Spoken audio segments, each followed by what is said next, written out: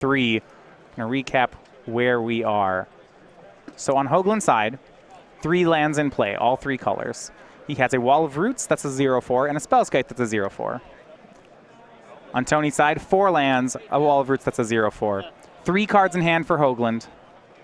About the same number for Tony. It looks like we got here before the start. The board started to look like a just cluttered mess. Well, it's interesting. In this matchup, I think the board can clutter. At the same time, there's just a lot of explosive plays, you know, coming out of each player's hand that you have to watch out for. Yeah, you don't have a ton of ways to stop your opponent from comboing. Tony, while Jeff's tapped out, is going to go ahead and chord for 3, it looks like. Takes the damage off the Horizon Canopy. This could be Fulminator Mage if he's chording this aggressively.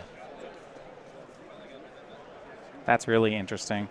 Now, we're going to do a check whether either player is playing, neither of them is playing the Linvala as a 3-4. That's something that's a trump in this sort of matchup. Looks like Tony will get Eternal Witness.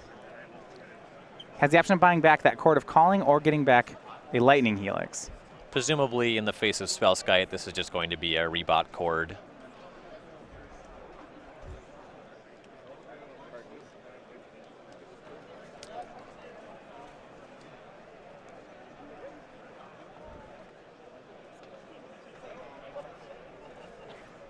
So we go over to Hoogland's turn. He plays a 4th land.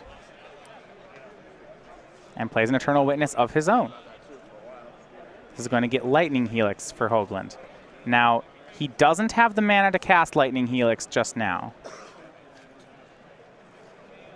Now with the Wall of Roots down to 3 toughness, that Helix on Hoogland's side looks a lot better than a Helix would have been on Lee's side. Hoogland could have used Wall of Roots. This is interesting. If he wanted to leave up Lightning Helix, he could have used Wall of Roots to pay for the Eternal Witness, but decided against it.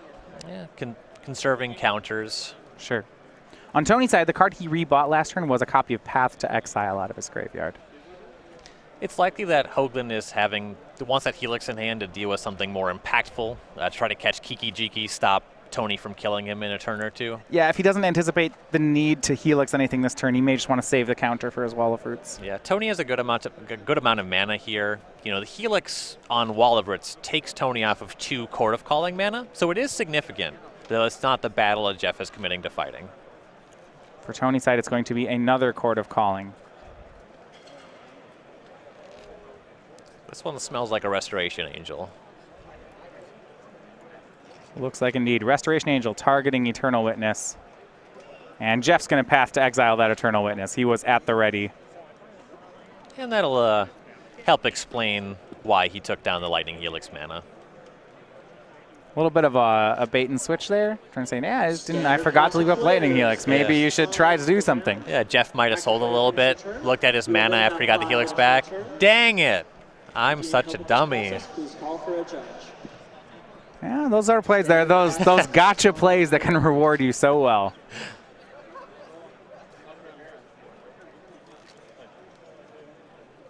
Jeff draws, passes the turn. We go back over to Tony. He had 2 Chord of Callings. Now both are in the yard. See if he has something to rebuild with. They know there's a Lightning Helix in Jeff's hand. Can't go for anything like Kiki-Jiki just yet. Eric Tucker, please come to the scorekeeper stage. Eric Tucker. So he'll go for some attacks. A Restoration Angel flies over. That'll put Hoogland down to 13.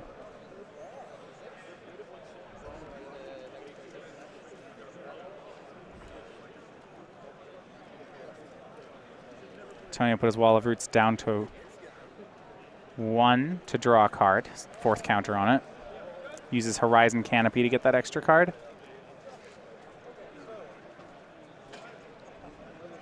He's got a threat of 3 in the air from Restoration Angel, but I would imagine he wants more than that. He'll play Fulminator Mage. And then a Noble Hierarch. Some sequencing on Tony's side. I think if he does this pre-combat, he can get an additional point of damage off the Restoration Angel. Right, he'd be able to have Exalted. And the way that he played out his turn, aggressively using Wall of Roots mana, he's heavily telegraphing Path to Exile to Jeff. Well, I mean, Jeff knows. Jeff saw him get it back with the Eternal Witness. He's suggesting that he wants to do it this turn. Sure. Jeff plays land 5 and passes 3 cards in his hand. Jeff just he's been behind on the top deck war. Tony's got multiple chords. Looks like Jeff is lighter on action. He is buying time until he draws into the meteor part of the deck.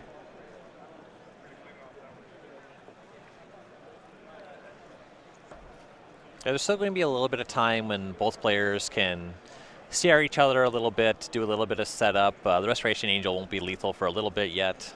I think it's another chord of calling. Chord number 3 here for Tony. Gonna go and get Kiki Jiki. Now he knows about the Lightning Helix in Hoogland's hand. Hoogland will Helix the Kiki Jiki. Yeah, even still, though, this is going to be an attack for 6 off of Restoration Angels this turn. Yeah, targeted the Restoration Angel.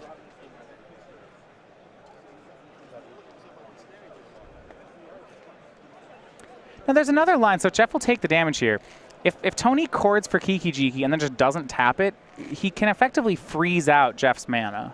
Yeah, that's a very good point. Because if Jeff ever were to try to Helix the Kiki Jiki, Kiki would copy Angel, Angel would flicker the Kiki Jiki, and then, yeah, it doesn't work.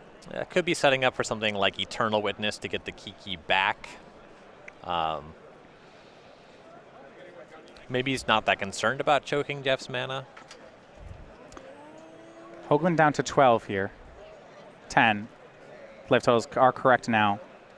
Jeff on his turn played Horizon Canopy and cracked it to draw a card. Now he'll play Wall of Omens, draw another card.